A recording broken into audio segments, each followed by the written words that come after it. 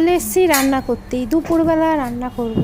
তো এদিকে আমি পেঁয়াজ কাটছি আর হাজব্যান্ড আজকে ক্যামেরা নিয়েছিল।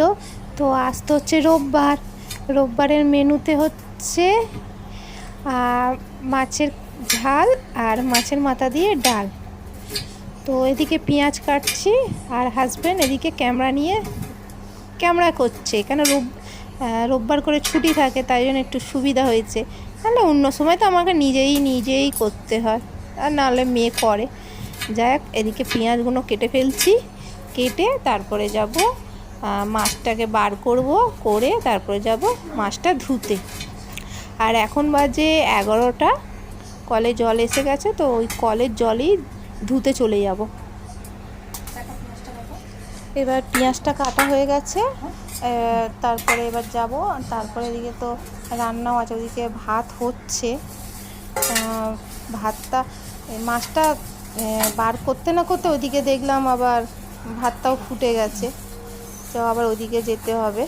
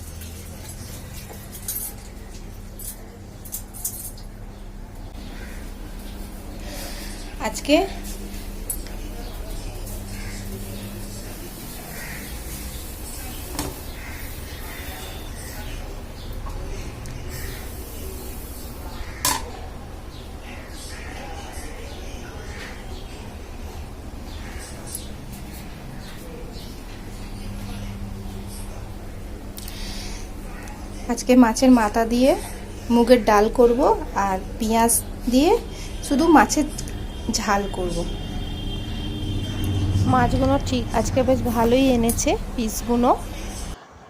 তো এবার মাছগুলো ধুয়ে ফেলবো, ধুয়ে তারপরে যাব মাছ ভাজতে। আর এদিকে দেখতে পাচ্ছেন এমনি করেই আমাদের জল পড়ে, নিজস্ব কল।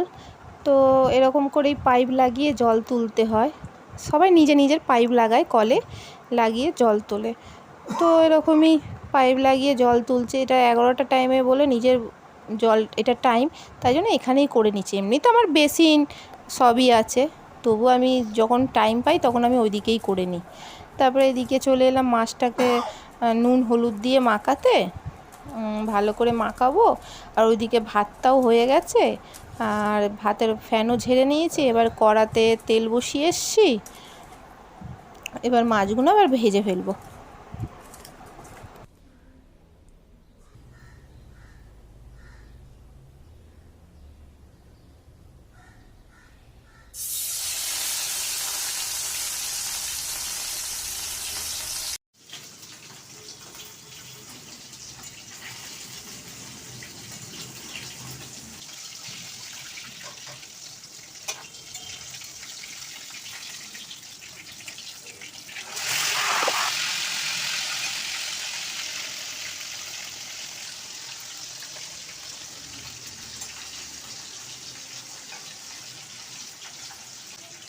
হ্যালো বন্ধুরা, আপনারা কেমন আছেন? নিশ্চয়ই খুব ভালো আছেন, আমিও খুব ভালো আছি।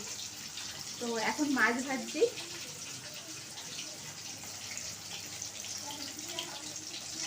চলুন এবার রান্নাটা করে নিই, পরে আসি।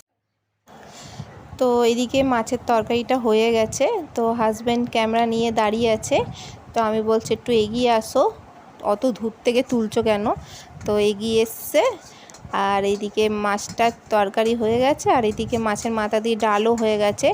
আজকে দুপুরবেলা খাওয়া দাওয়া করেছি, কিন্তু মাছের মাথার ডাল থেকে আমার মাছের ঝালটা হেভি লেগেছে খেতে, বিশেষ করে আমাকে খুব ভালো লেগেছে।